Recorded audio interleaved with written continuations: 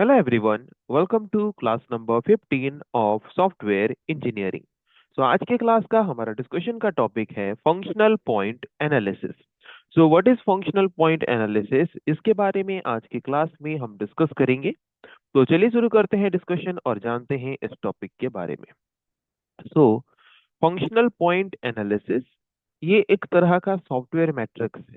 हम software matrix क्या है, different types of software matrix, already in सब के बारे में डिस्कस करते आ रहे हैं लास्ट कुछ क्लासेस से। So functional point analysis is also a software matrix. Matrix means what? A measurement technique. So functional point analysis is also a software measurement technique. Why we use this technique? For what kind of measurement we use this technique? This is used to assess the size and complexity of a software system based on its functionality. इसके नाम से ही पता चल रहा है ना, functional point analysis. मतलब ये एक ऐसा सॉफ्टवेयर मेजरमेंट टेक्निक है जो कि एक सॉफ्टवेयर के क्वालिटी को मेजर करता है, एनालिसिस करता है बेस्ड अपॉन इट्स फंक्शनैलिटी। एक सॉफ्टवेयर के फंक्शनैलिटी को बेस करके उसको अगर हम किसी टेक्निक के द्वारा मेजर करते हैं तो उस मेजरमेंट टेक्निक को हम बोलते हैं functional point analysis. So in simple term what we can say that functional point analysis is a software matrix or software measurement technique by using which we can measure the size and complexity of a software based upon its functionality। ये एक ऐसा technique है जिस technique में हम एक software के size and complexity को मेजर करते हैं। किसको बेस करके? उसके फंक्शनैलिटी को बेस करके। ओके, कि उसका जो फंक्शनैलिटी है वो इजी लेवल का है या कॉम्प्लेक्स लेवल का है कि नहीं। कौन से पार्ट का जो फंक्शनैलिटी है वो ज्यादा कॉम्प्लेक्स है, कौन से पार्ट का फंक्शनैलिटी है जो इजियर है। इन सब चीजों को मेजर करके हम क्या करते हैं, जिस टेक्निक के द्वारा एक सॉफ्टवेयर के क्वालिटी को हम मेजर करते हैं उस मेजरमेंट टेक्निक को हम बोलेंगे functional point analysis. So this analysis और this software measurement techniques also involves in categorizing the functions of the software। इस टूल के द्वारा, इस टेक्निक के द्वारा हम सॉफ्टवेयर के क्वालिटी को मेजर करने के लिए क्या करते हैं, एक सॉफ्टवेयर का जितना भी फंक्शन है, जितना भी वर्क है, जितना भी एक्शन है, उन सबको हम कैटेगराइज कर देते हैं अलग अलग पार्ट्स में। जैसे कि क्या है डिफरेंट कैटेगरीज, हम जैसे कि यहाँ पे देख सकते हैं, input screen, output reports, inquiries, files, interfaces. ऐसे डिफरेंट फंक्शन वाइज हम अलग अलग कैटेगरीज में डिवाइड कर देते हैं टोटल एक सॉफ्टवेयर के फंक्शन को बाय यूजिंग दिस टूल और by using this technique. Okay, and then after categorising function wise, then we assign weights to each based on their complexity। Then उसके बाद हम क्या करते हैं, हर एक फंक्शन के कैटेगरी को हम क्या करते हैं, वेट असाइन करते हैं उनके फंक्शन के कॉम्प्लेक्सिटी को बेस करके। जिसका फंक्शन का कॉम्प्लेक्सिटी जितना ज्यादा होगा उसको उतना ज्यादा वेट मिलेगा, जिसका फंक्शन का कॉम्प्लेक्सिटी जितना कम होगा उसका वेट उतना कम होगा। Weight means some value. Okay, by quantifying these functions and their associated weights, functional point analysis provides an objective measure of the software size and complexity। हर एक फंक्शन को क्वांटिफाई करने के बाद, हर एक फंक्शन का जो कॉम्प्लेक्सिटी लेवल है वो चेक करने के बाद और उसको बेस करके उनको weight means some value assign करने के बाद हम इजीली मेजर कर पाते हैं कि हमारा जो सॉफ्टवेयर है वो सॉफ्टवेयर का साइज कितना है और उसका कॉम्प्लेक्सिटी लेवल कितना है। और उसी को बेस करके ही हम एक सॉफ्टवेयर का कॉस्ट भी एस्टिमेट इजीली कर सकते हैं। तो आई होप सबको ये समझ आ गया होगा कि ये फंक्शनल पॉइंट एनालिसिस एक क्या है, एक सॉफ्टवेयर मेजरमेंट टेक्निक और एक सॉफ्टवेयर मैट्रिक्स है जिसको हम यूज करके एक सॉफ्टवेयर के क्वालिटी को मेजर करते हैं। कैसे? बेस्ड अपॉन इट्स फंक्शनैलिटी, उसके फंक्शनैलिटी को बेस करके। तो ये जो टेक्निक है ये एक सॉफ्टवेयर की क्वालिटी को मेजर करने के लिए उसके टोटल जो फंक्शंस हैं उसको अलग अलग कैटेगरी वाइज डिवाइड कर देता है। ओके, जैसे कि input screen, output reports, inquiries, files, interfaces, ऐसे अलग अलग कैटेगरीज में डिवाइड कर देता है फंक्शन वाइज। देन हर एक फंक्शन के कॉम्प्लेक्सिटी लेवल को हम चेक करके, मेजर करके उसको कुछ वेट असाइन करते हैं, कुछ वैल्यूज असाइन करते हैं, और उसी के द्वारा ही हमें टोटल सॉफ्टवेयर का साइज एंड कॉम्प्लेक्सिटी पता चलता है, और उसी को बेस करके हम एक सॉफ्टवेयर का कॉस्ट भी एस्टिमेशन कर सकते हैं। ओके, तो फंक्शनल पॉइंट मैट्रिक्स और फंक्शनल पॉइंट एनालिसिस हम एक सिस्टमेटिक अप्रोच प्रोवाइड करता है, जिसके द्वारा हम क्या कर सकते हैं, एक सॉफ्टवेयर एप्लीकेशन के फंक्शनैलिटी को मेजर कर सकते हैं कि वो हाई क्वालिटी का है या नहीं, कॉम्प्लेक्स लेवल का है या नहीं। वो हम एक सिस्टमेटिक अप्रोच में मेजर कर सकते हैं by using functional point analysis और फंक्शनल पॉइंट मैट्रिक्स, क्योंकि ये टोटल फंक्शंस को ग्रुप वाइज अलग अलग कैटेगरी में डिवाइड कर देता है, देन उनको वेट असाइन करता है, जिसके द्वारा इजीली हम पता कर सकते हैं कि जितने भी फंक्शनलिटीज हमारे सॉफ्टवेयर एप्लीकेशंस में हैं वो किस लेवल के हैं, जिसके द्वारा सॉफ्टवेयर का क्वालिटी हमें इजीली पता चल सकता है। तो functional point matrix evaluate functionality from the perspective of the user. तो जो फंक्शनलिटी है एक सॉफ्टवेयर का, जो हम मेजर करते हैं, तो किसके पर्सपेक्टिव से मेजर करते हैं, किसको नजरिए में रख के हम मेजर करते हैं, यूजर को, कि यूजर वहां पे अपने रिक्वायरमेंट के हिसाब से रिक्वेस्ट कर पा रहा है या नहीं, उसको अपने रिक्वायरमेंट के हिसाब से रिस्पॉन्स मिल पा रहा है या नहीं। उसी पर्सपेक्टिव को देख के, ध्यान में रखते हुए हम क्या करते हैं, फंक्शनलिटी को चेक करते हैं। ओके, और उसी फंक्शनलिटी को बेस करके हम कॉम्प्लेक्सिटी लेवल चेक करते हैं हमारे सॉफ्टवेयर प्रोडक्ट का। Then what is the main objective of functional point analysis. ये ऑलरेडी हम डिस्कस कर चुके हैं, इसको यूज करके हम एक सॉफ्टवेयर का जो फंक्शनलिटी लेवल को चेक करते हैं, और फंक्शनलिटी लेवल को ही चेक करके हम एक सॉफ्टवेयर का साइज एंड कॉम्प्लेक्सिटी मेजर करते हैं, और उसी को बेस करके हम सॉफ्टवेयर का कॉस्ट एस्टिमेशन भी करते हैं। ओके, तो the main objective, first main objective of functional point analysis is it helps with estimation. By the help of functional point analysis, we can estimate the work, time, and materials that are needed for a software project. एक software project के लिए कितना time लगेगा, कितना work हमें करना है, कितने मटेरियल्स चाहिए, वो सब चीजें हम इजीली एस्टिमेट कर सकते हैं। It allows organisations to plan and manage projects more effectively by providing a standard way to measure functionality. तो ये हमें एक स्टैंडर्ड तरीका प्रोवाइड कर देता है एक सॉफ्टवेयर प्रोडक्ट को डेवलप करने का एंड मैनेज करने का, क्योंकि हम फंक्शनलिटी को अलग अलग से मेजर करते हैं।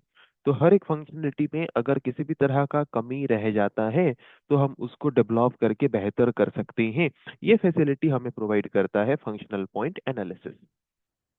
Then what are the other objectives of using this technique? It supports project management. जो प्रोजेक्ट मैनेजर हैं उनको एक सपोर्ट प्रोवाइड करता है ये टेक्निक, जिसके द्वारा वो इजीली अपने प्रोजेक्ट को ट्रैक कर सकते हैं और मैनेज कर सकते हैं। ट्रैक कर सकते हैं इन द सेंस, सही तरीके से प्रोग्रेस हो रहा है या नहीं, प्रोडक्टिविटी जितना होना चाहिए वो हो रहा है या नहीं, एंड उसके साथ साथ अगर प्रोडक्टिविटी में थोड़ा जितना हम एक्सपेक्ट कर रहे हैं उससे कम चल रहा है, तो हम कैसे, किस तरह के डिसीजन को लेने से वो और थोड़ा बेहतर हो सकता है, उसको मैनेज कर सकते हैं। ये सब चीजें करने में हमें हेल्प करता है कौन, functional point analysis. Another objective of this technique is it enable comparison. Functional point analysis allows businesses to compare their software product to industry standards in terms of size and complexity. So functional point analysis allow करता है business companies को अपने अपने software projects को, software products को industry standard के हिसाब से कंपेयर करने के लिए, ताकि उनके सॉफ्टवेयर के कोई भी एरिया में अगर किसी भी तरह के इम्प्रूवमेंट की जरूरत हो, तो वो डेवलपमेंट प्रोसेस के थ्रू एफिशिएंटली इम्प्रूव हो सके और सॉफ्टवेयर का क्वालिटी भी बेहतर हो सके। तो दैट्स वाई कंपैरिजन के लिए भी फैसिलिटी प्रोवाइड करता है कौन? FPA, functional point analysis. Another objective of using this technique is it improve cost benefit analysis। अगर हम सही तरीके से फंक्शनलिटी को कैलकुलेट करेंगे, सही तरीके से फंक्शनलिटी को एनालिसिस करेंगे, तो उसी बेसिस में हमारा कॉस्ट भी जो है एस्टिमेशन इजीली हो पाएगा। कितना हमें इन्वेस्ट करना है, कितने रिसोर्सेस हमें चाहिए, वो इजीली हम कैलकुलेट कर पाएंगे, है कि नहीं? अगर सही तरीके से फंक्शनलिटी को हम मेजर करते हैं तो कितना इन्वेस्टमेंट लगेगा, कितने रिसोर्सेज चाहिए होंगे, ये सब चीजें हम इजीली कैलकुलेट कर सकते हैं, जिसके द्वारा हमारा कॉस्ट जो है वो भी प्रॉपर तरीके से एस्टिमेट हो पाएगा और उसके हिसाब से हम कस्टमर को भी अपना प्रोडक्ट का प्राइस बता के उसी हिसाब से प्रॉफिट का मार्जिन भी हम गेन कर सकते हैं। Then another objective of using this technique is it aligns with business goals। Aligns with business goals means एक बिजनेस ऑर्गेनाइजेशन जिसने हमें उस सॉफ्टवेयर प्रोडक्ट को बनाने के लिए दिया है, उसके हर एक फंक्शनलिटी वहां पे फुलफिल होने चाहिए, यूजर ओरिएंटेड होने चाहिए, ताकि उसको एंड यूजर्स जो हैं, जो उस सॉफ्टवेयर को एक्चुअल में यूज करने वाले हैं, उनका जो भी रिक्वायरमेंट्स हैं वो रिक्वायरमेंट्स उस सॉफ्टवेयर के थ्रू फुलफिल हो पाना चाहिए। और ऑर्गेनाइजेशन जो भी फैसिलिटी अपने कस्टमर को प्रोवाइड करना चाहता था, वो फैसिलिटीज कस्टमर के पास अवेलेबल हो पाना चाहिए। मतलब बिजनेस का जो गोल है वो गोल अचीव होना चाहिए। ये हम चेक कर सकते हैं, ये हम मेंटेन कर सकते हैं एफपीए टूल या फिर एफपीए टेक्निक के द्वारा। अभी हम देखेंगे different types of functional point analysis. So there are mainly two types of functional point analysis. One is transactional functional point analysis, another one is data functional point analysis। So transactional function means what? Transactional functional type means database में already हम जैसे कि पढ़े हैं, transaction means what? Any kind of action or any kind of process that we do in a system or in a server। एक system या फिर एक सर्वर में हम जो भी एक्शन परफॉर्म करते हैं, जो भी प्रोसेसेस हम परफॉर्म करते हैं, उसको हम बोलते हैं transaction. So that kind of function type is known as transactional functional type। So there are mainly three types of transactional function.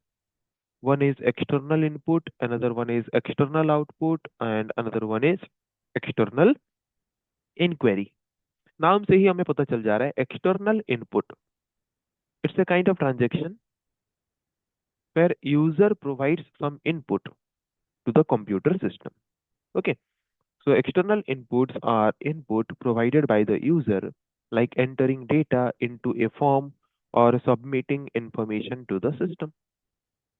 अगर हम कंप्यूटर को कुछ इनपुट देते हैं, that kind of transaction is known as external input. External output means after processing the result that is generated by our computer system is known as external output। That's also a kind of transaction function। So these are outputs produced by the system, such as report or response sent to the user। Then external inquiry। External inquiry means it's a kind of searching। Okay, अगर हमारे database में कुछ data store है, उसमें से हम कुछ data को बस रिट्राइव करके देखना चाहते हैं, पर उसमें कोई मॉडिफिकेशन करना नहीं चाहते, then that kind of transaction is known as external inquiry। Okay, so these are the request for information where the system retrieves and display the data without updating or changing anything।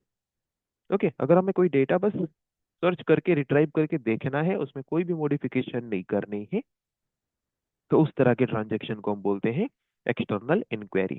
तो these are the three types of transactional functional type, okay, that can be analysed through FPA technique. Then another type of functional point analysis is data functional type। Data functional type means this functional type represents the data managed and stored by the system.